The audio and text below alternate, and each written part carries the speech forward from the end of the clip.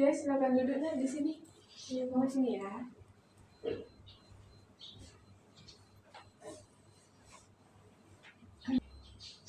Baik, sebelumnya bolehkah Ibu memperkenalkan diri dulu? Boleh Bu, nama saya Dewi Astuti. Saya Bu berasal dari Valencia Api. Kamu asal sekolahnya dari mana? Saya sekolah dari Rohil Valencia Api SMA Negeri 2 Bangko Bu. Saya kelas 12. Oh, udah kelas 12 ya. Ya Bu. Valencia Api itu yang identik sama bakar tongkang ya? Iya Bu, itu satu tradisi orang Cina Bu. Oh, apa nih keluh kesahnya sampai datang ke sini? Banyak Bu yang mau saya ceritakan Bu, banyak yang mau saya curhat ke Ibu. Sebelumnya lebih baik Ibu akan perkenalkan diri dulu. Perkenalkan nama Ibu Erzeti, biasa dipanggil Ibu Zeti. Sebelumnya Dewi tahu tempat ini dari siapa? Kemarin Bu ada teman saya Bu cerita ke saya kalau dia pernah juga konseling tentang keluarganya, katanya tempat di sini asik, bisa kayak bisa membantu dia lagi Bu, bisa kayak memahami masalahnya Bu. Oh ya, nama temannya siapa ya kalau Ibu boleh tahu? Namanya Fitra Bu. Fitra. Oh iya, dia pernah ke sini.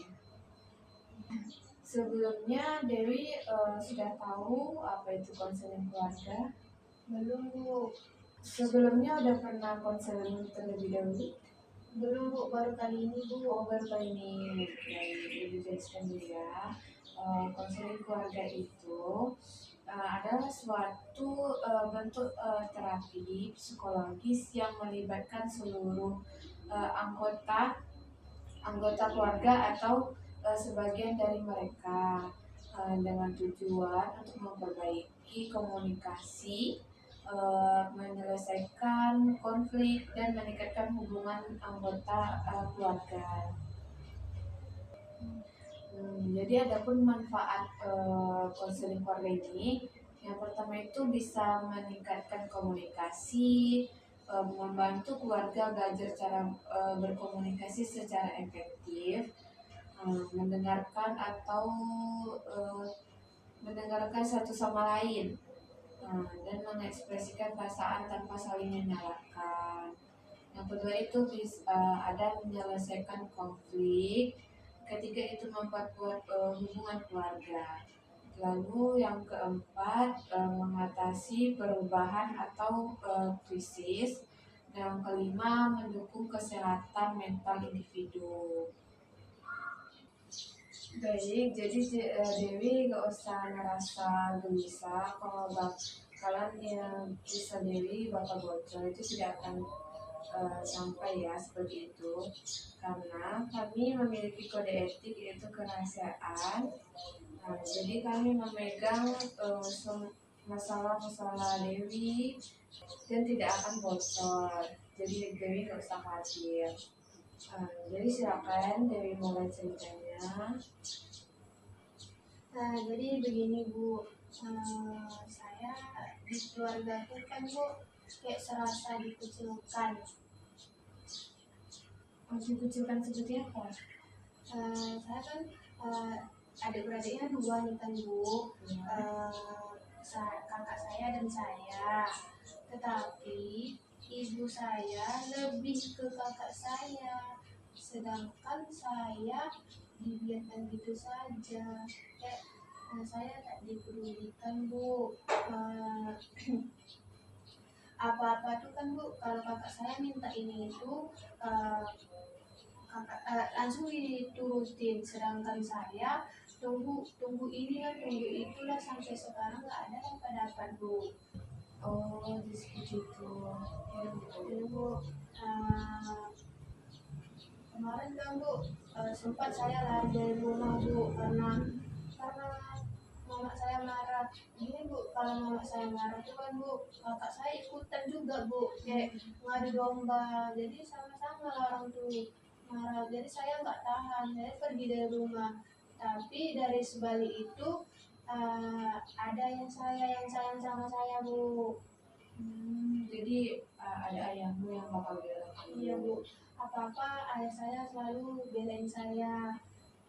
Kalau begini kan Bu, kalau ayah saya lagi nggak ada di rumah, mama saya tuh kayak semena-mena sama saya, marah ini itu, sama kakak saya juga kayak gitu Bu. Kalau ayah saya ada di rumah, tidak berani Bu marah-marah. Oh, gitu. Iya Bu. Nah, dari masalah keluarga juga Bu, saya juga ada masalah lain Bu, masalah percintaan. Di saat saya tuh tipenya kayak gini Bu, ada masalah satu bakalan ada masalah lain juga Bu. Masalah satu kan datang, ada juga masalah lain. Kayak saya ada masalah sama keluarga saya kan Bu, ada juga nanti saya dimarahin nenek saya juga, sama orang tua marahin saya. Tapi saya nggak bersuara aja, saya dimarah-marahin. Terus masalah lainnya itu juga Bu, masalah percintaan. Saya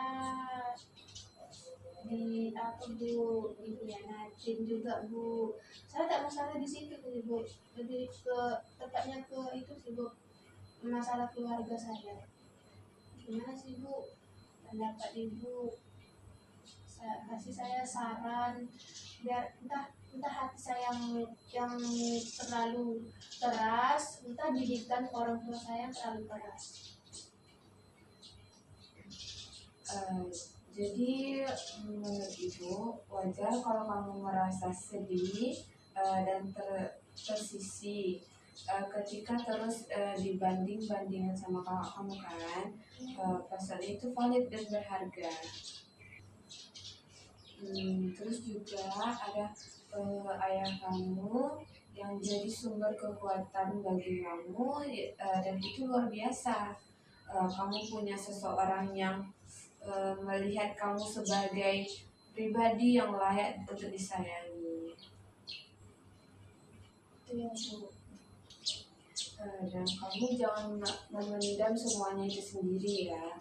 Pastinya kamu punya salah satu teman untuk kamu berbagi cerita, keluh kesah, dan juga ayahmu kan juga sayang sama kamu kan. Kamu juga bisa ngutarain perasaan kamu ke ayah kamu.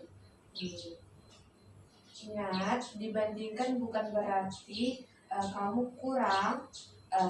Setiap orang punya keunikan dan kelebihannya masing-masing. Kamu tidak harus menjadi seperti kakakmu untuk bisa berharga. Kamu bisa alihkan fokus dari penilaian keluarga kamu atau ibu kamu ke pengembangan diri kamu. Temukan hal yang kamu sukai, tingkatkan kemampuan kamu,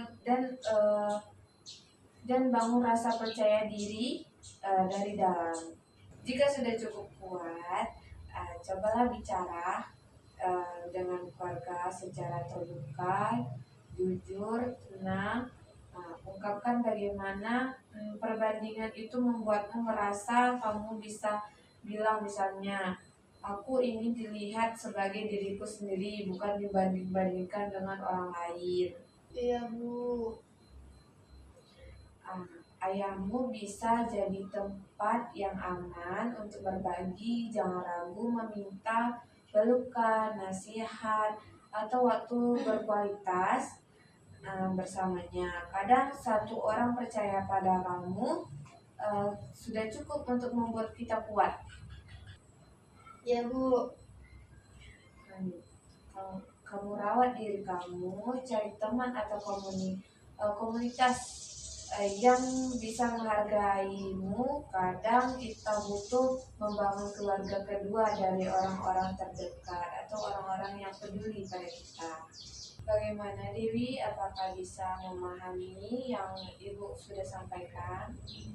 Baik Bu, dengan arahan-arahan Ibu tadi, dengan yang Ibu sampaikan tadi, saya sedikit lega dan bisa kayak mengambil kesimpulan bahwa tak semuanya orang tuh benci ke saya. Jadi dari orang benci ke saya tadi, dari saya bisa untuk merubah diri saya ke lebih baik lagi, Bu. Ya, kamu kembangkan diri kamu ya. Baik Dewi, kita bisa akhiri konseling hari ini ya. Ibu, Sekiranya Dewi ada masalah atau ada yang mau diceritakan, bisa langsung chat ibu ataupun bisa datang ke ruang ini. Ibu. Baik, Baik, terima kasih ya, Bu. ya sama-sama.